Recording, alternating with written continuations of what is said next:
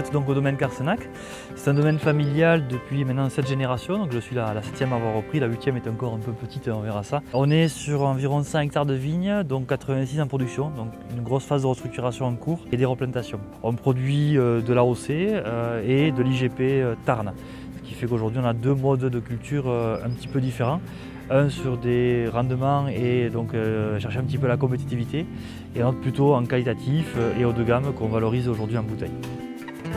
Pour le groupe Défi, ça a été une évidence quasiment dès le début, donc on fait partie vraiment des premières entreprises à avoir démarré. Le mot défi nous a parlé, mais il y avait un réel défi d'être beaucoup plus compétitif et performant sur les phytos. On savait que le prix ne ferait qu'en augmentant, et si on y rajoute le côté environnemental, c'était assez évident de rentrer dans ce groupe-là. Au-delà de l'économie d'intrants et de l'impact environnemental, on a cherché aussi à trouver d'autres alternatives autour de ces défis phyto, à travers le bilan carbone, le bilan économique, le bilan social.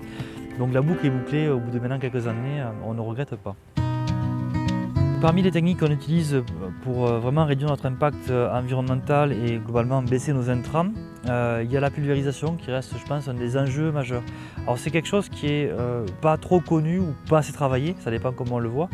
Et le millésime 2023, avec ses complexités en termes de milieu, de pression très forte, fait qu'on s'est posé beaucoup de questions sur l'efficacité ou pas des produits. Est-ce qu'on les a bien positionnés? Et on s'est rendu compte de quelque chose qui était assez évident, c'est qu'en plus de bien le positionner, il faut aussi bien l'appliquer. On a fait beaucoup d'expérimentations en 2023 sur différents appareils du groupe, et on a pu du coup comme ça faire des éléments de comparaison, et ça nous a fait du coup acheter en fonction aussi notre nouvel appareil de ces essais. Le choix du matériel, c'est le juste rapport qualité-prix. Prix parce qu'à un moment donné, il faut qu'il soit efficient dans ce qu'on va faire, mais on regarde la qualité, et là il y a deux façons de juger la qualité. D'une part pour la vigne, mais aussi pour les opérateurs. Quand on a des salariés ou même quand on va traiter, je pense qu'il faut prendre en considération en effet notre utilisation pour qu'elle soit optimum. Donc tous nos appareils aujourd'hui sont avec des électrovannes commandées depuis la cabine, les cabines étant toutes classe 4, les opérateurs n'ont plus à descendre pour manipuler ou bouger les vannes. Et donc ça, c'est des choix importants dans le choix de l'appareil et des tracteurs qui vont avec, pour vraiment optimiser et simplifier le travail.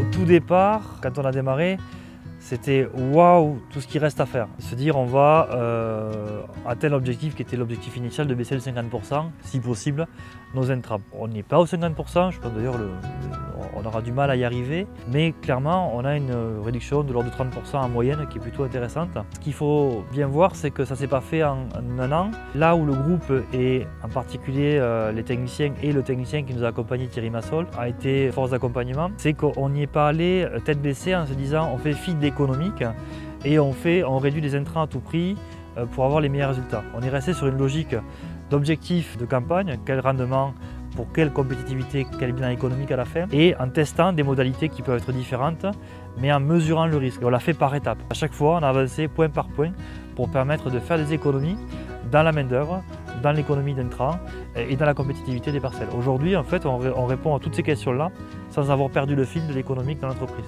Donc on est très heureux en fait, d'avoir démarré, encore une fois, dans le bon tempo, parce qu'aujourd'hui, c'est encore plus dur avec les contraintes que l'on a, la baisse du nombre de molécules aussi qui arrivent. Les efforts qu'on a pu faire et qu'on a pu mettre en place, ceux-là ils sont faits, et les prochains qui seront peut-être encore plus durs, on pourra se permettre peut-être de plus facilement les réaliser. Ce groupe Ecophyto, c'est je pense la partie la plus valorisante que l'on peut avoir dans la communication externe. Quand on explique, et je fais beaucoup de visites ici, ce que c'est que le groupe Ecophyto, ce qui est fait à l'intérieur en termes de vulgarisation de l'information, d'essais, d'expérimentation, c'est là où c'est que les gens sont les plus intéressés. Alors c'est beaucoup plus compliqué à expliquer, parce que forcément on rentre dans le détail, en rappelant en permanence que voilà, on peut arriver à un système durable, ça va prendre du temps, ça va prendre beaucoup d'énergie, mais ce travail ensemble entre différents vignerons, différentes façons de penser, et fait vraiment avancer la viticulture en général. Donc pour ça, ça mérite d'être connu et de faire connaître ces groupes Défi Phyto.